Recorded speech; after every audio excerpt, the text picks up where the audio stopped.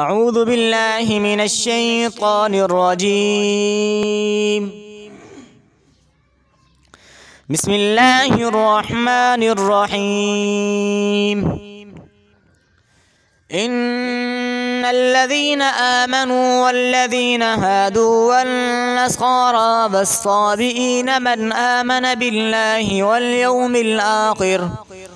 واليوم الآخر وعمل صالحا فلهم أجرهم عند ربهم ولا خوف عليهم ولا هم يحزنون. ترجمہ دیکھیے. ان الذين آمنوا والذين هادوا والنصارى والصابئين، بے شک وہ لوگ جو ایمان لائے اور وہ جو یہودی اور نصارہ اور صابئین ہوئے. من آمن باللہ والیوم الآخر، اور ان میں سے جو بھی ایمان لایا اللہ کے ساتھ اور یوم آخرت کے ساتھ. وعمل صالحا فلهم اجرهم عند ربهم، اور عمل کیے نیک تو ان کے لیے ان کا اجر ان کے رب کے پاس ہے. ولا خوف علیہم ولا هم يحزنون، اور نہ کوئی خوف ہوگا ان پر اور نہ وہ غمگین ہوں گے. وَإِذْ أَخَذْنَا مِيثَاقَكُمْ وَرَفَعْنَا فَوْقَكُمُ الطُّورَ، اور جب ہم نے لیا تم سے پختہ وعدہ اور ہم نے بلند کیا تمہارے اوپر طور یعنی پہاڑ کو. خذوا ما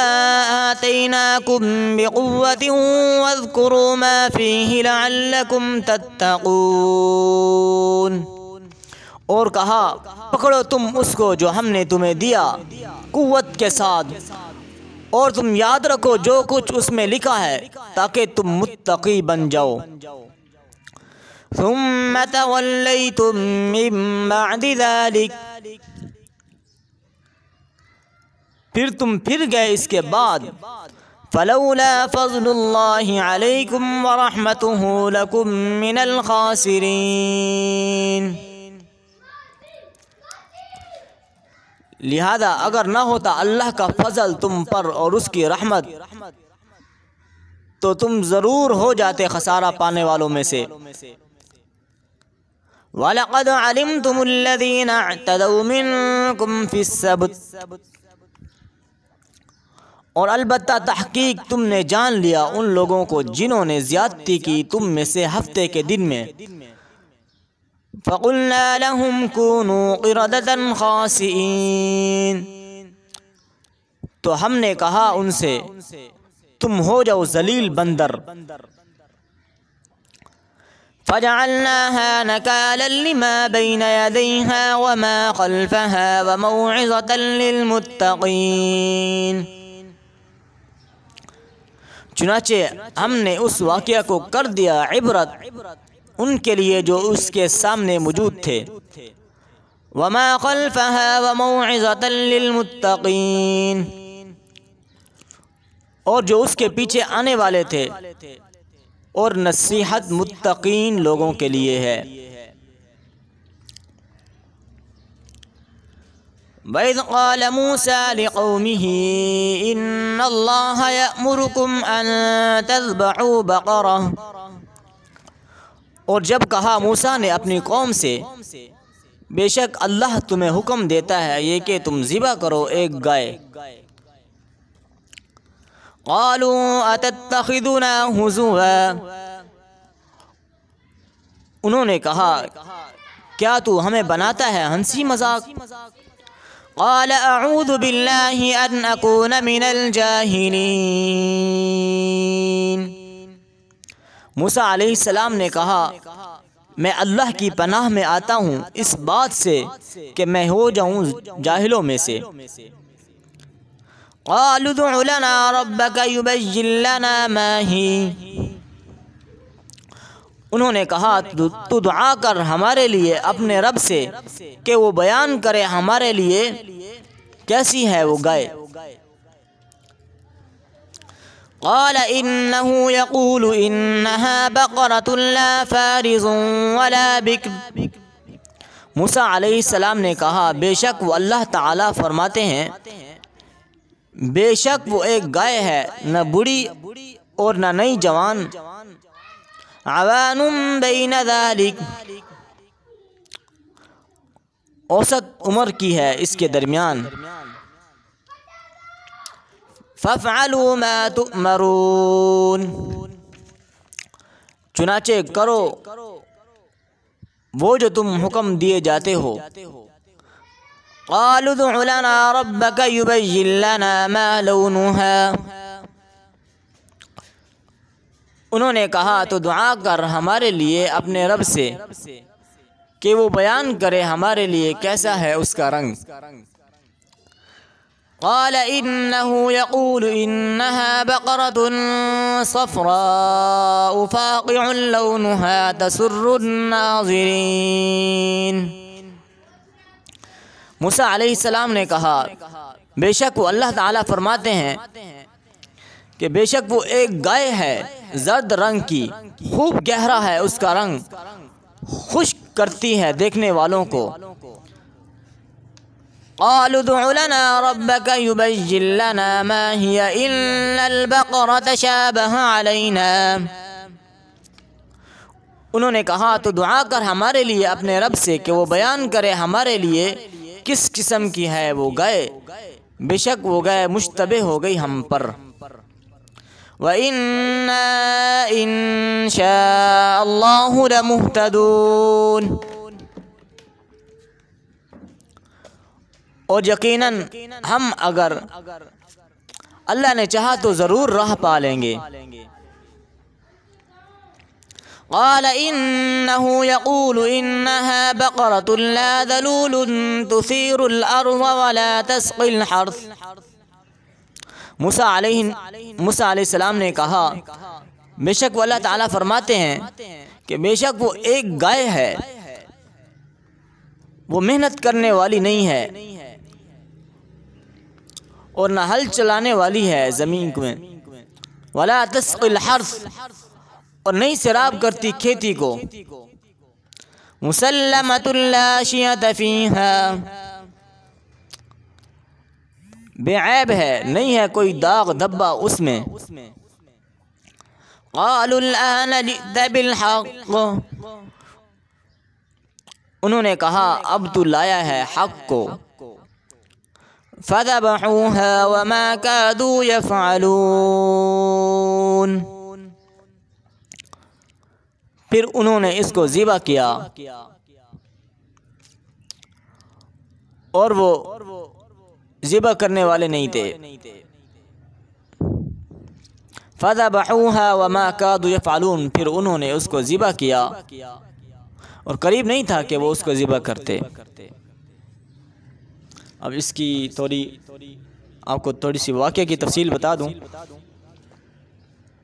واقعہ بنی اسرائیل کا یہ ہے بنی اسرائیل پر اللہ تعالیٰ کے انعامات اور ان کے نافرمانیوں کے تذکرے کے اندر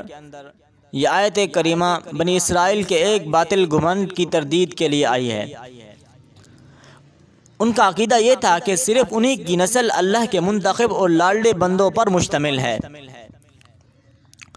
ان کے خاندان سے باہر کا کوئی آدمی اللہ کے انعامات کا مستحق نہیں ہے آج بھی یہودیوں کا یہی عقیدہ ہے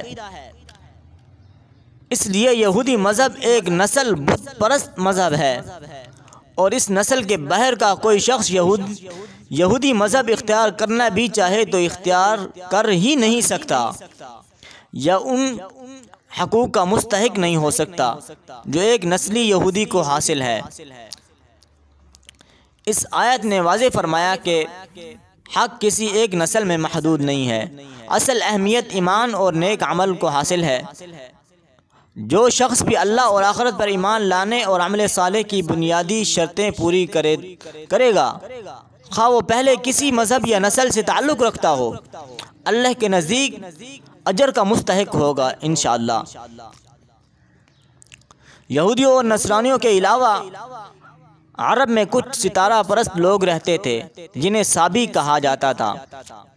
اس لیے ان کا بھی ذکر کیا گیا ہے یہاں بھی یہ واضح رہے کہ اللہ تعالیٰ پر ایمان لانے میں اس کے تمام رسولوں پر ایمان لانا بھی داخل ہے، لہذا نجات پانے کے لیے رسول اکرم صلی اللہ علیہ وسلم پر ایمان لانا بھی ضروری ہے۔ چنانچہ اس لیے پیچھے اللہ تعالیٰ نے آیت نمبر 40 اور 41 میں تمام بنی اسرائیل کو آن حضرت صلی اللہ علیہ وسلم پر ایمان لانے کا حکم دیا تھا۔ آیت نمبر 40 اور 41 میں اللہ تعالیٰ نے تمام بنی اسرائیل کو آپ صلی اللہ علیہ وسلم پر ایمان لانے کا حکم دیا ہے۔ جب حضرت موسیٰ علیہ السلام تورات لے کر آئے تو بنی اسرائیل نے دیکھا کہ اس کے بعض احکام بہت سخت ہیں، اس لیے اس سے بچنے کے بہانے تلاش کرنے شروع کر دیے۔ پہلے تو انہوں نے کہا کہ اللہ تعالی ہم سے خود کہے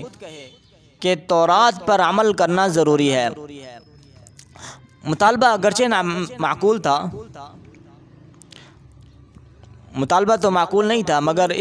ان پر حجت تمام کرنے کے لیے ان میں سے 70 آدمی منتخب کر کے حضرت موسیٰ علیہ السلام کے ساتھ کوہ طور پر بھیجے گئے، جن کو اللہ تعالیٰ نے براہ راست تورات پر عمل کرنے کا حکم دیا۔ مگر جب یہ واپس لوٹے تو انہوں نے اپنی قوم کے سامنے تصدیق تو کی کہ اللہ تعالیٰ نے تورات پر عمل کا حکم دیا ہے، لیکن ایک بات اپنی طرف سے بڑھا دی کہ اللہ تعالیٰ نے یہ بھی فرمایا ہے کہ جتنا تم سے ہو سکے اتنا عمل کر لینا،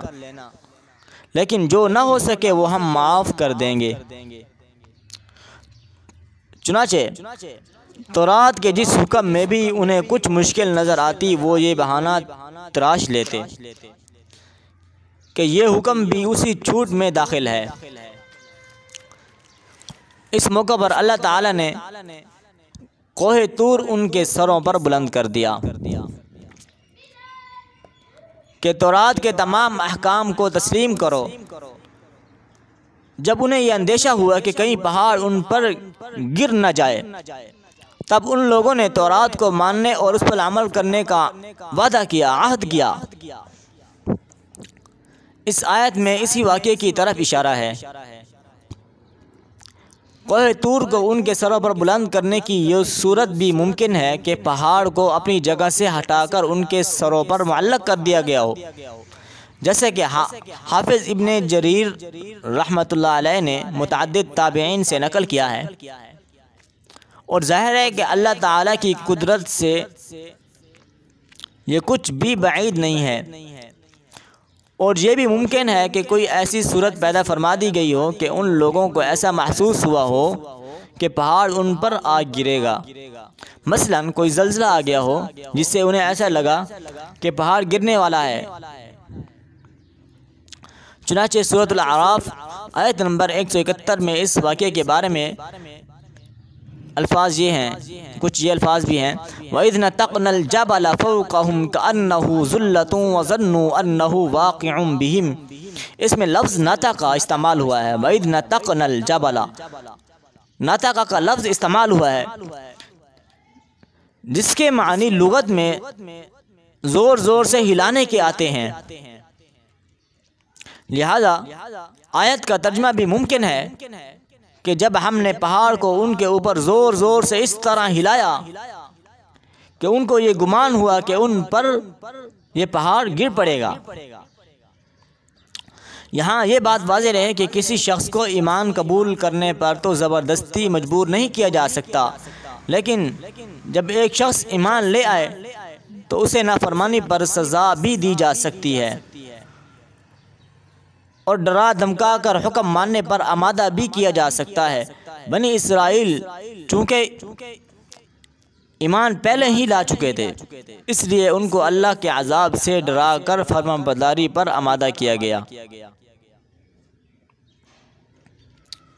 اس کے بعد اللہ تعالیٰ نے قرآن مجید میں فرمایا جو ہم نے ابھی پڑھا وَلَقَدْ عَلِمْتُمُ الَّذِينَ اعْتَدَوْا مِنْكُمْ فِي السَّبْتِ، یہاں فی السبت کا لفظ آیا ہے۔ سبت یہ ہم اپنی زبان میں ہفتے کو کہتے ہیں۔ ہفتہ یہ عربی اور عبرانی زبان میں سبت کو کہتے ہیں۔ ہفتے کو عربی اور عبرانی زبان میں سبت کہتے ہیں۔ یہودیوں کے لیے اسے ایک مقدس دن قرار دیا گیا تھا جن میں ان کے لیے معاشی سرگرمیاں ممنوع تھی۔ جن یہودیوں کا یہاں ذکر ہے وہ غالباً حضرت داؤد علیہ السلام کے زمانے میں کسی سمندر کے کنارے رہتے تھے اور مچھلیاں پکڑا کرتے تھے۔ ہفتے کے دن مچھلیاں پکڑنا ان کے لیے ناجائز تھا۔ ان کے لیے ہفتے کے دن مچھلیاں پکڑنا جائز نہیں تھا، مگر شروع میں انہوں نے کچھ ہیلے کر کے اس حکم کی خلاف ورزی کرنی چاہی اور پھر کھلم کھلا مچھلیاں پکڑنیاں شروع کر دی۔ کچھ نیک لوگوں نے انہیں سمجھایا مگر وہ باز نہ آئے۔ بالآخر ان پر عذاب آیا اور ان کی صورتیں مسخ کر کے انہیں بندر بنا دیا گیا۔ اس کے بعد جیسے کہ آیت نمبر 72 میں ابھی انشاءاللہ پڑھیں گے ہم۔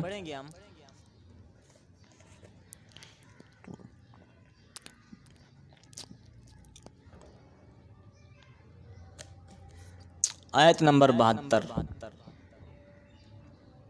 انشاءاللہ کل پڑھیں گے۔ آیت نمبر 72